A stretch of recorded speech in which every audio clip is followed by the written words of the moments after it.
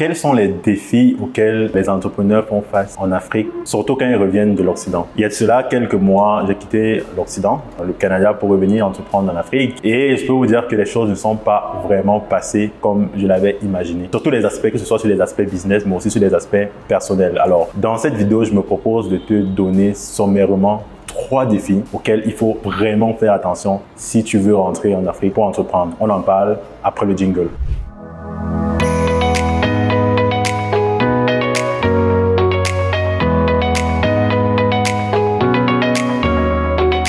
Bonjour à toi et bienvenue sur ma chaîne. Moi, c'est Yvan de Yvan Business. Sur cette chaîne, on parle de business en Afrique, de mindset, en fait, tout ce qui peut te servir vraiment à t'élever et avoir beaucoup d'argent. Aujourd'hui, je profite justement de ma pause pour parler un peu avec toi des défis que j'ai rencontrés depuis quelques mois que je suis rentré en Afrique, particulièrement au Cameroun, pour travailler. Sans plus tarder, allons sur le premier défi. Le premier défi que j'ai rencontré, c'est celui de la main-d'œuvre. Je vois déjà mon caméraman qui est en train de filmer là, parce que lui-même, il sait qu'en Afrique, c'est compliqué de travailler. Il faut savoir que dans une entreprise, au-delà de la vision du fondateur, c'est vraiment la main-d'œuvre en fait qui permet d'exécuter cette vision-là et donc de créer de la valeur. Bien souvent, nos pays africains ne forment pas les gens pour le travail en industrie. Beaucoup de pays forment des administratifs, des gens pour peut-être la fonction publique, etc.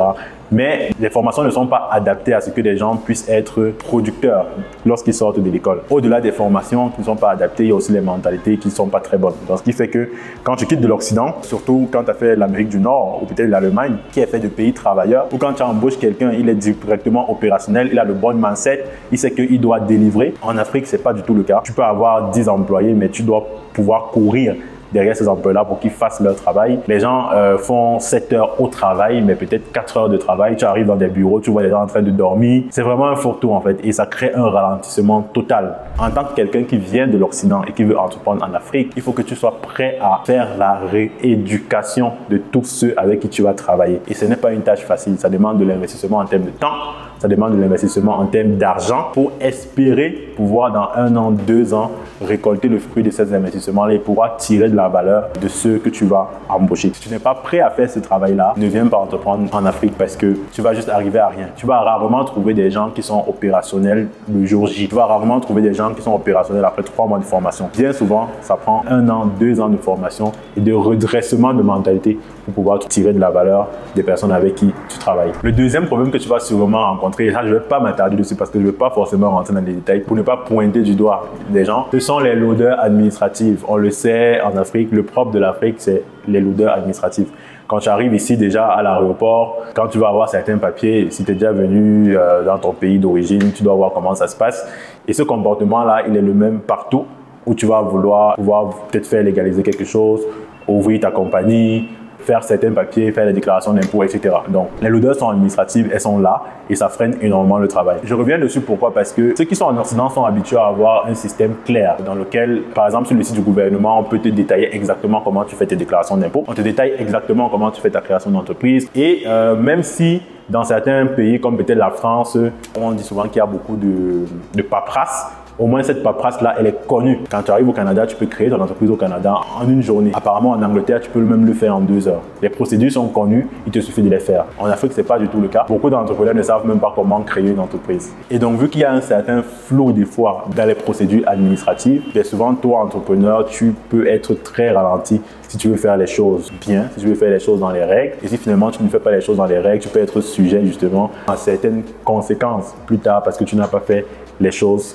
dans les règles. Donc, il faut vraiment faire attention à ça. Si tu veux venir entreprendre en Afrique, entoure-toi de quelqu'un de local, de sérieux, qui maîtrise les procédures administratives et qui peut t'accompagner tant bien que mal dans ces différentes démarches-là. Et le troisième point qui est pour moi le point le plus important, c'est vraiment l'impact sur ta vie personnelle. Il faut savoir que quand le personnel ne va pas, rien ne va. En général, le succès en business est aussi et bien souvent un reflet, un miroir de la stabilité personnelle et du succès personnel. Quand on quitte l'Occident et qu'on vient en Afrique pour entreprendre, en Occident, on est souvent habitué à un certain confort de vie qu'il est souvent très difficile de pouvoir retrouver en Afrique avec des moyens plus ou moins modestes. C'est-à-dire qu'en Occident, on est habitué à des maisons qui sont climatisées, à l'eau chaude, à l'électricité tout le temps. Et quand tu arrives au Cameroun, si tu veux pouvoir reproduire ces conditions-là, eh bien, ça coûte extrêmement cher. On a souvent la mauvaise perception de penser qu'en Afrique, c'est moins cher. Peut-être parce que c'était le cas il y a de cela quelques années, mais aujourd'hui, ce n'est plus le cas. Même au niveau de l'alimentation, si jamais tu ne te forces pas à manger vraiment des produits locaux, quand je dis des produits locaux, c'est peut-être manger le plantain prune, manger le poisson, ce genre de produits qui vont te coûter, on va dire, moins cher. Si dans tes habitudes, tu vas à la boulangerie et que tu consommes des produits d'ailleurs, automatiquement, tes coûts de vie vont exploser. Et c'est quelque chose qui est totalement compréhensible parce que si tu consommes des pizzas, les pâtes à pizza, on les fait pas au Cameroun. Et donc, si elles coûtent 2 € en France, ici, elles vont coûter 4 €. Et vraiment, l'aspect personnel, c'est quelque chose à faire énormément attention. Il faut vraiment se dire, je suis en Afrique pour entreprendre, je veux réduire mon niveau de vie. Qu'est-ce que je consomme? Qu'est-ce que je peux sacrifier? Peut-être que tu n'auras pas d'électricité tous les jours. Tu vas pas prendre de groupe. Peut-être tu as besoin d'électricité. Dans ce cas, peut-être tu vas pas mettre une clim. Quoi qu'il en soit, prépare ton budget de façon très objective avec les réalités d'aujourd'hui. C'est top ta vie personnelle pour pouvoir être à l'aise à affronter tous les défis que tu vas rencontrer à l'extérieur. Parce que pour moi, tout va de là. Si tu vas mal, ton business ira très mal. Quoi qu'il en soit, dis-moi, est-ce que les points que j'ai mentionnés dans cette vidéo te parlent? Est-ce que toi aussi, tu as déjà pensé à rentrer en Afrique? Est-ce que tu as déjà commencé les démarches? Est-ce que tu as déjà été sujet à certaines difficultés? J'aimerais vraiment discuter avec toi dans les commentaires. Peut-être que tu pourras aussi me donner quelques tips pour pallier à ces difficultés-là que tu aurais utilisées. Si tu es nouveau sur la chaîne, abonne-toi parce que sur cette chaîne, on va vraiment casser la baraque dans les prochains mois. Je vais partager avec vous des informations que quasiment personne n'a jamais partagées sur l'entrepreneuriat en Afrique ou au Cameroun sur YouTube. Donc, abonne-toi et on se dit à très bientôt pour la suite.